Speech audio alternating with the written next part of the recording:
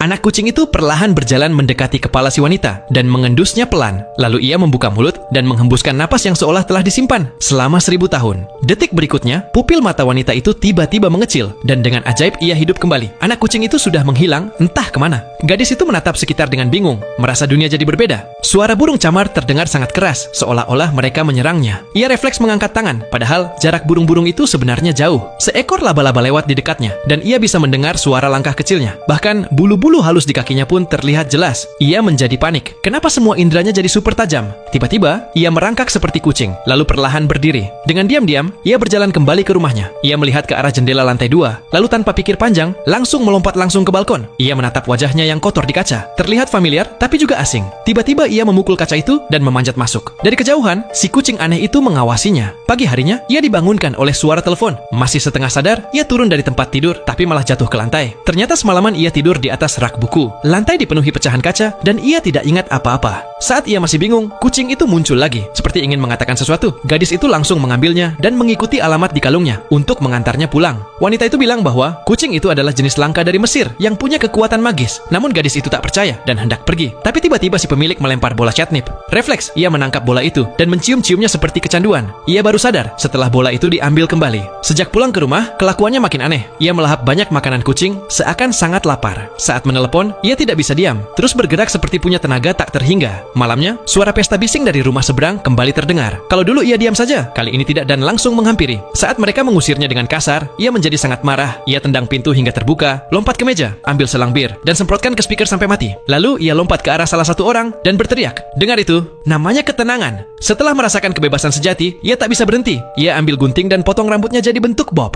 Ia pakai lipstik merah menyala, eyeliner tebal, dan pakaian ketat dari kulit. Ia berubah jadi si kucing liar seksi dan melangkah keluar rumah dengan percaya diri. Ia ambil motor berat milik tetangga, menyalakan mesin, dan melaju kencang. Angin terasa luar biasa. Saat melintas di depan toko, sebuah kalung menarik perhatiannya. Ia berhenti untuk melihatnya dari dekat, namun ia malah melihat pencuri sedang membobol etalase. Ia pun tersenyum licik. Para pencuri belum sadar bahaya akan datang, tetap mencuri dengan tenang. Saat mereka melihat wanita itu, mereka langsung ambil senjata dan menembak secara membabi buta ke arahnya. Tapi, refleks kucingnya jauh lebih cepat daripada manusia. Dalam sekejap, ia sudah menghilang dari hadapan mereka. Lalu, ia muncul dari samping dan menendang 2 pencuri sekaligus. Satu pencuri lain muncul, tapi ia melompat dengan lincah, menghindari semua halangan. Saat pencuri itu masih bingung, ia melompat dan menggunakan tubuh pencuri itu sebagai skateboard. Dan hanya dalam hitungan detik, semua penjahat pun tumbang. Keesokan paginya, tempat tidurnya penuh dengan perhiasan mahal.